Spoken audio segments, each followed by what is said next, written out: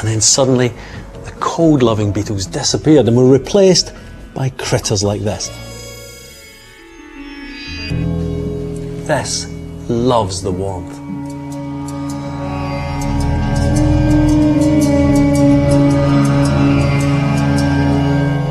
In Switzerland, another researcher was astonished to discover, in mud dug from an ancient lake bed, layer upon layer of pollen from cold-loving plants. And then a sudden change to warm-loving plants. What's more, the pollen came from the same period as the beetles, the end of that strangely named era, the Younger Dryas. It was intriguing because it seemed to be that the climate switched from cold to warm incredibly quickly. And yet, surely that was impossible. The scientific theory was clear. Earth's climate changed with glacial slowness. It was a view that went back to Charles Darwin and beyond. Nature, he said, doesn't make leaps.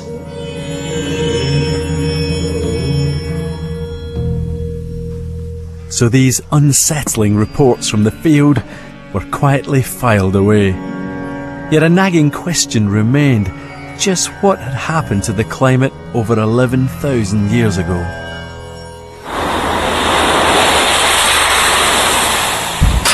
In the early 1990s, a group of scientists decided to take a closer look. They set up camp on top of the Greenland ice sheet.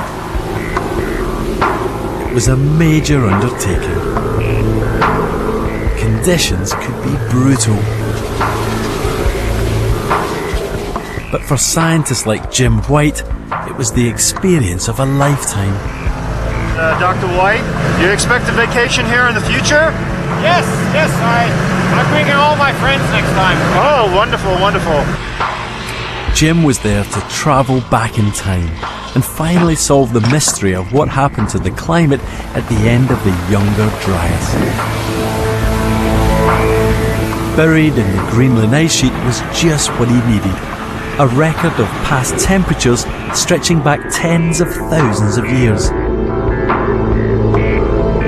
Greenland's ice sheet is made up from layer upon layer of snow that builds up over time. As each layer gets buried, it gradually turns to ice. The deeper down you go, the further back in time you travel. Crucially, by analysing the chemical signature of the ice, it's possible to discover the temperature at the time the snow fell. So Jim's team drilled down into the ancient ice, bringing up long, thin cylinders of ice called ice cores. What they found inside the ice would not only solve the mystery of what happened at the end of the Younger Dryas, it would transform our understanding of what global warming could mean for our future. Today, the Greenland ice core is stored in a warehouse in Denver at 35 degrees below zero. I've come to meet Jim and discover what the ice revealed about the end of the Younger Dryas. So, how cold is it going to be? Is it going to be criminally cold? It's going to be beyond criminally cold. That's the business. Bit me. That's it. All right. Each ice core is made up of distinct layers. A clear layer, which is laid down in late summer, followed by a cloudy layer, which is laid down in late winter. Each pair of layers represents a single year's snowfall. So scientists were able to count the years all the way back to the end of the Younger Dryas. And by analysing the chemistry of the ice, they could construct a graph of the temperature back in time. And this is the priceless section of ice that finally provided the answer to what happened at the end of the Younger Dryas. Pieces of ice have been carved away for extensive tests and analysis. So we've come out of the last ice age, it started to warm up, and then we dip into this 1,000-year-old cold stage, the Younger Dryas. What does this core tell us about how it ends? As you come along in this particular core, you see layers that are roughly 0.5 centimeter thick, and then right here, these layers become about a centimeter thick all the way up the core. And that is a fundamental change in the amount of snowfall that occurs. This is the Younger Dryas cold period. Right. Right here is the end of the Younger Dryas. We can actually put a line right there in the ice. So right on that divide there. Right on that divide right there. In the cold, dry period of the Younger Dryas, the layers are cloudy and so thin they seem to merge into each other. But then there's a sudden transition to clearer, thicker layers. These thicker bands show there was much heavier snowfall, and when they analysed the chemistry of the ice, it revealed the temperature had jumped by 5 degrees. So how quick is that transition? Well, if you look at it, basically 1 year. Yes, there's enough noise in here that one can argue maybe it's 1 to 3 years. But it's not 1 to 5 years, and it's certainly not 1 to 10 years. It's right around 1 year. So we go from essentially an ice age in the Younger Dryas to the warm period immediately afterwards, within a year. In terms of snowfall, yes. Now, it takes a little longer for the climate system to warm up. The Earth's climate was meant to take thousands of years to change. But the ice core showed that the climate could switch from an ice age to warm conditions in less than a human lifetime. And as they looked further back in time, there was more to come. So is this the only abrupt change we find? No.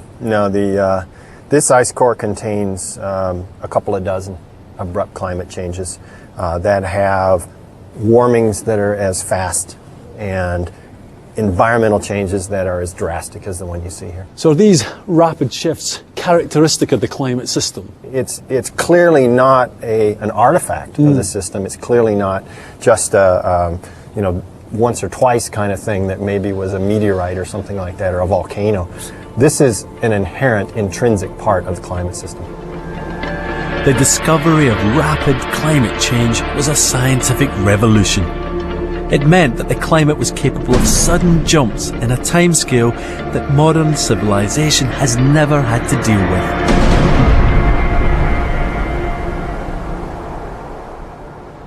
And do you get genuinely scared about what that possibly means for us if we encounter it in the future?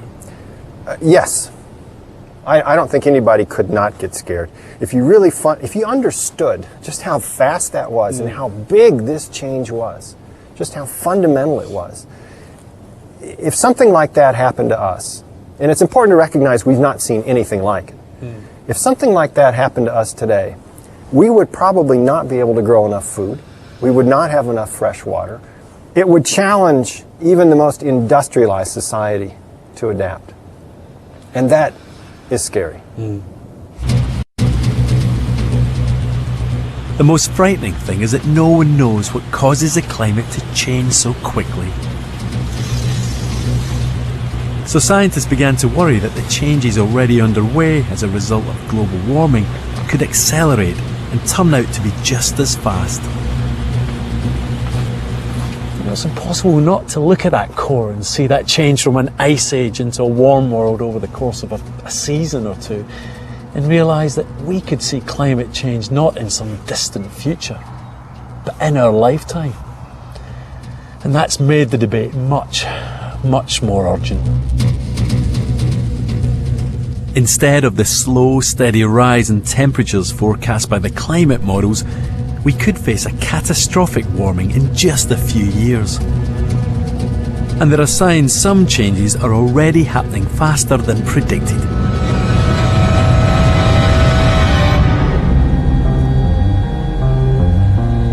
So far, it's in the Arctic that global warming has caused the most dramatic changes. Above all, to the sea ice.